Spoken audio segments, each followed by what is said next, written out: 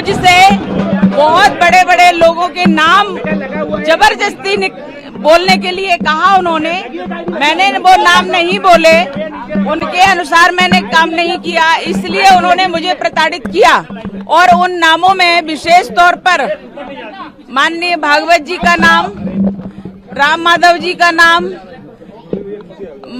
हमारे माननीय मोदी जी का नाम, योगी जी का नाम, माननीय इंद्रेश जी का नाम और तमाम वो नेता जो बड़े बड़े नेता हैं उन लोगों के नाम लेने के लिए कहा कि उन्होंने कहा और हमने ऐसा किया, ये बोलो। मैंने उनकी बात को नहीं सुना और ना ही माना, इसलिए उन्होंने मुझे प्रताड़ित किया।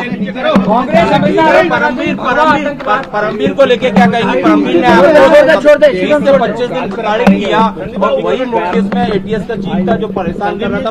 मैंने बार बार ये कहा है, बहुत ही निकृष्ट, बहुत ही अधम व्यक्ति है परमवीर सिंह, क्योंकि उसने हर सीमा पार की है, हर कानून को तोड़ा है और कानून से बाहर जाकर के उसने मुझे प्रताड़नाएं दी हैं।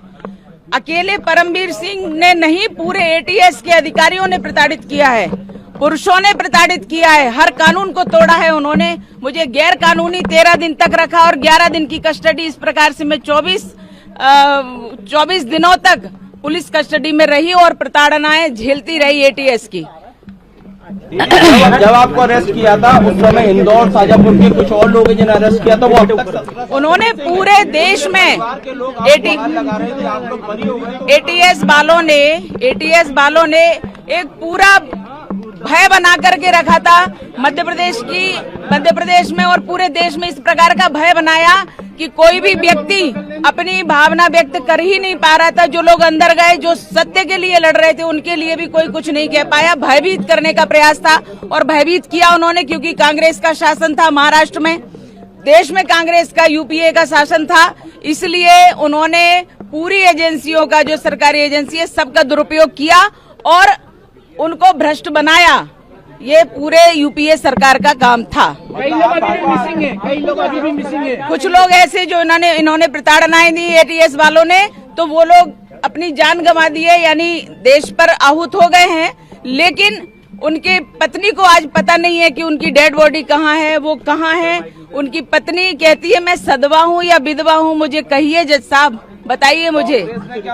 और इसलिए एक व्यक्ति नहीं, कई लोग ऐसे हैं जिनको मारा पीटा और मार डाला, लेकिन उनके आज रिकॉर्ड भी खत्म कर दिए गए। मुस्लिम वर्ग को आकर्षित करने के लिए क्या भगवा आतंकवाद जैसा शब्द गढ़ा गया? हमेशा से मुस्लिमों के लिए उन्होंने तुष्टीकरण की नीति अपनाई है। कांग्रेसियों ने अपने शासन में उन्होंने भरपूर उपयोग किया और हिंदुओं को प्रताड़ित किया। हिंदुओं को किसी भी प्रकार से जो प्रताड़ित कर सकते थे, जेल में डाल सकते थे, उनको मार सकते थे, उनके ऊपर झूठे केस लगा सकते थे, वो सब कुछ किया।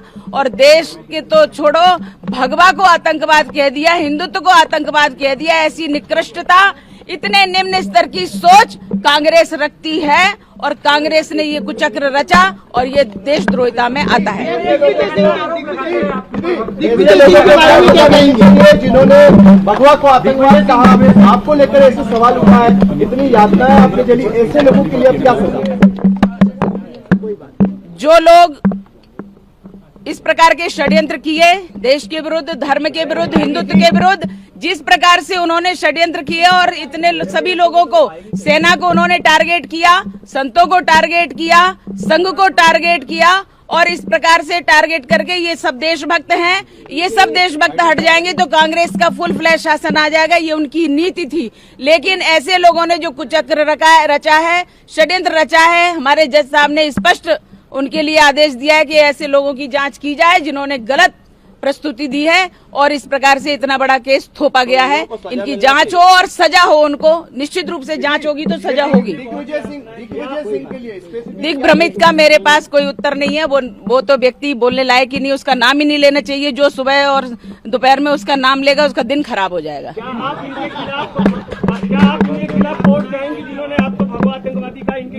बिल्कुल हमारी रणनीति जो रहेगी वो निश्चित रूप से हम आपको अवगत कराएंगे उसके बारे में। और जिन्होंने अत्याचार किए उनको तो निश्चित रूप से सजा मिलनी ही चाहिए। राजनीति में वापसी को लेकर क्या कुछ विचार आपका? हम राष्ट्र नीति करते हैं।